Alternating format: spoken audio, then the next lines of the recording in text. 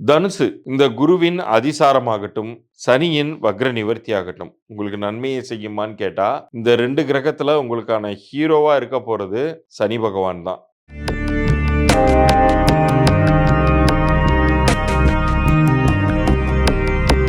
ரகசிய உண்மைகள் நேயர்களுக்கு சதீஷ் ராவின் வணக்கங்கள்.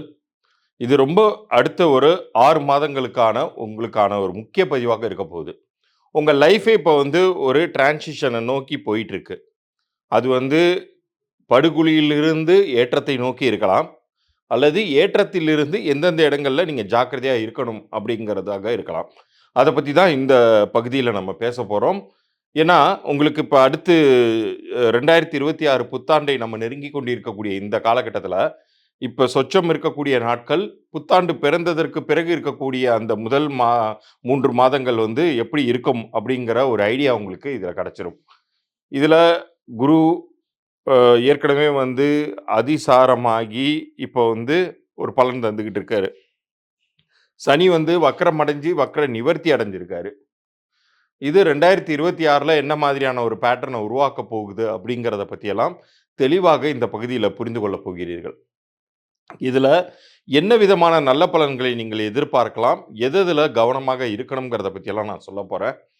வாழ்நாள் முழுமைக்குமே நீங்க நல்லா இருக்கணும். உங்களுடைய லைஃப் சக்சஸ்ஃபுல்லா இருக்கணும் அப்படின்னா என்ன பண்ணணும்? அப்படிங்கிறதுக்கான ஒரு சில குறிப்புகளையும் நான் இந்த பகுதியின் இறுதியில சொல்லப் போறேன். முக்கியமாக நம்ம நேயர்களுக்காக சொல்றேன். இலவச எண்கணித பலன்கள் நான் உங்களுக்கு தருவதாக இருக்கிறேன். எண்கணித பலன்கள் அப்படின்னா நியூமராலஜி.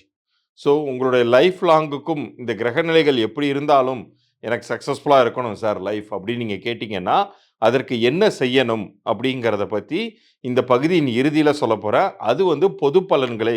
உங்க பிறந்த தேதிக்கும், உங்க கூட்டு எண்ணிற்கும் பெயர் சரியாக அமைஞ்சிருக்கா? உங்க பிறந்த தேதிக்கும், கூட்டு எண்ணிற்கும் வியாபார பெயர் சரியா அமைஞ்சிருக்கா? அப்படி அமையலன்னா என்ன செய்தால் உங்க லைஃப் வந்து மேன்மை அடையும், சிரமத்திலிருந்து வெற்றி அடையும், கடனிலிருந்து செல்வம் செல்வம் சேரும் அப்படிங்கிறத பத்தியெல்லாம் இந்த பகுதியின் இறுதியில சொல்றேன்.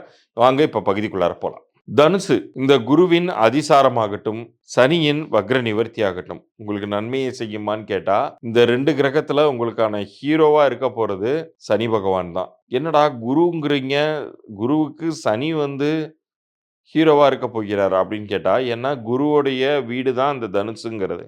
குரு வந்து முழு சுபர். சனி வந்து முழு அசுபர்.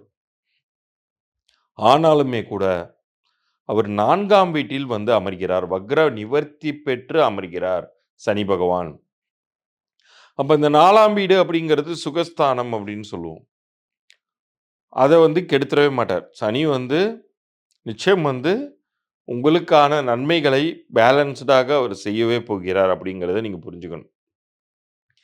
இதுல வந்து சொந்த நண்பனே வந்து முதுகுல குத்துறது மாரி, ச குரு தான் வந்து 8ஆம் வீட்ல போய் அமர்ந்துடுறாரு.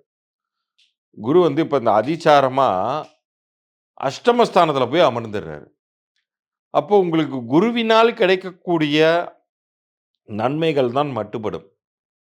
அவர் 8ஆம் வீட்டுக்கு போய் அமர்ந்துடுறதுனால, குரு வந்து நன்மை செய்ய மாட்டாரே ஒழிய, தீமையும் செய்ய மாட்டார். அவர் முழு சுப கிரகம்ங்கிறதுனால, நன்மையும் செய்ய மாட்டார், தீமையும் செய்ய மாட்டார். நியூட்ரலா இருப்பார்ன்னு வச்சுக்குவோமே. ஆனா, அதற்கும் சேர்த்து சனி வந்து உங்களுக்கு நல்லது பண்ண போகிறார். சரி 2026ல இந்த பேட்டர்ன் கன்டின்யூ ஆகுமா சார்? அப்படின்னு கேட்டீங்கன்னா, நிச்சயமாக. ஏன்னா சனிங்கிறது வந்து 2 1/2 வருடத்துக்கு தான் மாறப்போகுது. 2 1/2 வருடத்துக்கு ஒரு தடவை மாறக்கூடிய சனி வந்து இடையில மாறுபாடான பலன்களை தரக்கூடிய வக்ர நிலையில இருந்தாரு. இப்ப அந்த நிலை மாறிடுச்சு நவம்பரோட. இப்ப மாறுனதுக்கு அப்புறம் இயல்பான நல்ல பலன்களை அவர் குடுத்து உங்களை காப்பாற்றப் போகிறார். குருவின் இந்த அதிசார இந்த 8ஆம் வீட நகர்வுங்கிறது டிசம்பர் 4 வரைக்கும் தான் இருக்கப் போகுது. மறுபடியும் ஒரு 3, 4 மாதங்கள் ரிலாக்ஸ் ஆவீங்க. அந்த ஒரு 3, 4 மாதங்கள் முடிந்ததற்கு பிறகு, மறுபடியும் 8ஆம் இடத்தை நோக்கி அவர் சென்றுடுவார். இயல்பாகவே அது நகர்ந்துரும்.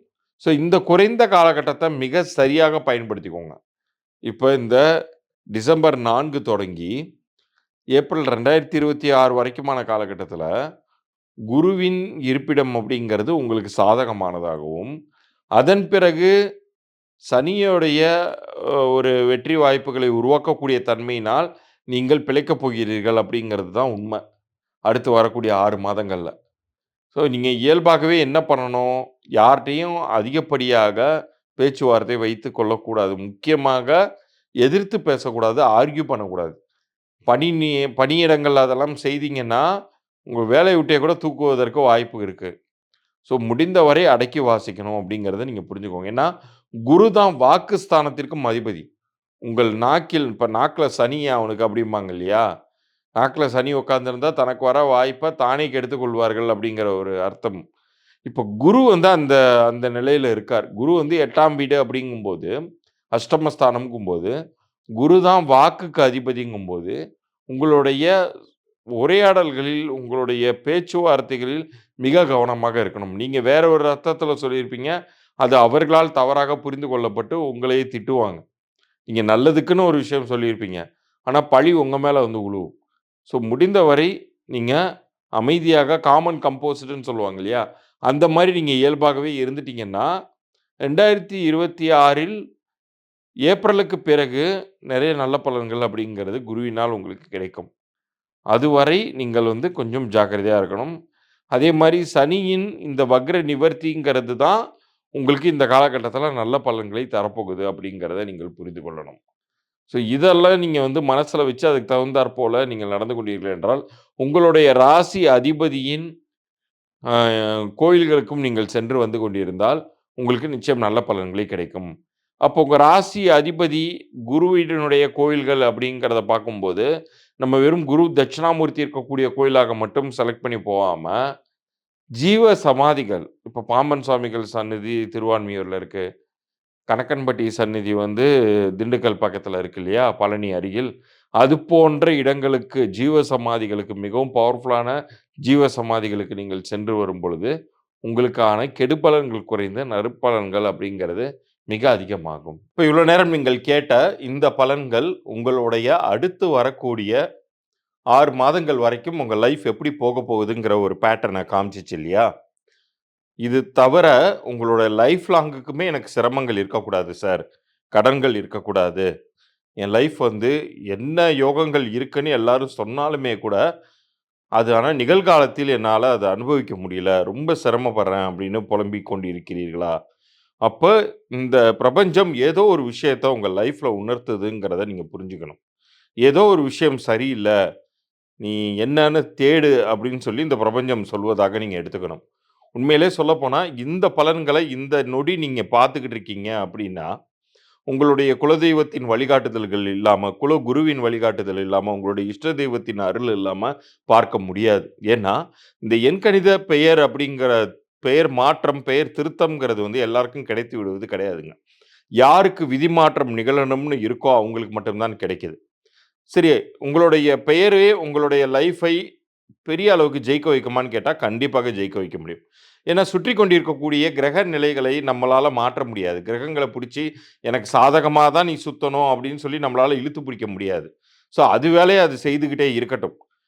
அதாவது உங்களுடைய வாழ்க்கையில நீங்க பாலைவனத்தில தான் நடந்து போகணுங்கிறத விதி இருந்தாலும், உங்களுக்கு இந்த எண்கணித பெயர் அப்படிங்கிறது ஒரு பெரிய ஒரு கொடையையும், ஒட்டகத்தையும், போதுமான அளவு குடிநீரையும் குடுக்கும்.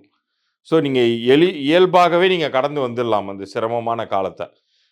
நல்ல காலத்துல உங்களுக்கு காசு, பணமே இன்னும் அதிகமாக சேர்த்துக் கொள்ளலாம். இது நிகழ்காலத்தில் சர்வ நிச்சயமாக நடக்கக்கூடிய ஒன்று. ஸோ தற்போது உங்களுக்கு அமைஞ்சிருக்கக்கூடிய பெயர் என்ன விதமான பலன்களை உங்களுக்கு குடுத்துக்கிட்டு இருக்கு? அது உங்களுக்கு அதிர்ஷ்டகரமானதாக இருக்குதா? அதே மாரி உங்களுடைய பிறந்த தேதியோடைய அமைப்பு என்ன? கூட்டுத்தொகையின் அமைப்பு என்ன? உங்களுடைய வியாபார பெயர் யாராச்சும் வியாபாரம் பண்ணிட்டு இருந்தீங்கன்னா, உங்க வியாபார பெயர் நன்றாக உங்களுக்கு பொருந்தியிருக்கா? அது உங்களுடைய குழந்தைக்கு ஏதாச்சும் நீங்க பெயர் வச்சிருந்தீங்கன்னா, அந்த குழந்தைக்கு நீங்கள் வைத்த பெயர் அந்த குழந்தைக்கு நல்லது பண்ணுமா? இந்த தகவல்களை எல்லாம் தெரிந்து கொள்ளணும்னா, நம்ம சேனல சப்ஸ்கிரைப் பண்ணி ஸ்கிரீன்ஷாட்டோட உங்களுடைய பெயர், பிறந்த தேதி, உங்களுடைய பெயர் ஆங்கில எழுத்துக்கள் அனுப்பணும். பிறந்த தேதி, அப்புறம் உங்க வியாபாரம் பண்ணிட்டு இருந்தீங்கன்னா, வியாபார பெயர் அனுப்புங்க. கு பிறந்த குழந்தைக்கு பெயர் வச்சிருந்தீங்கன்னா, குழந்தையுடைய பெயர அனுப்புங்க. உங்களுக்கான இந்த பெயர் பொருந்தியிருக்கா? இல்லையாங்கிற தகவல்கள் வரைக்கும் மாத்திரம், இலவச பொது பலன்களாக நான் ஒரு 3 நாட்களுக்குள்ளார கண்டிப்பாக பதில் அனுப்புகிறேன். அதை கேட்டுட்டு அது என்ன செய்யணும்னு நான் சொல்லியிருந்தேன்னா, அதுக்கப்புறம் நீங்க மேற்கொண்டு கன்சல்டேஷன் எடுத்துக்கொள்வதும், எடுத்துக்காததும் உங்க விருப்பம். ஆனா, அதனால் உங்களுக்கு கிடைக்கக்கூடிய பலன்கிறது உறுதியாக உண்டு அப்படின்னு சொல்லி, இந்த பகுதியை நிறைவு செய்கிறேன். மீண்டும் அடுத்த ஒரு சுவாரஸ்யமான பகுதியில் சந்திப்போம். நன்றி, வணக்கம்.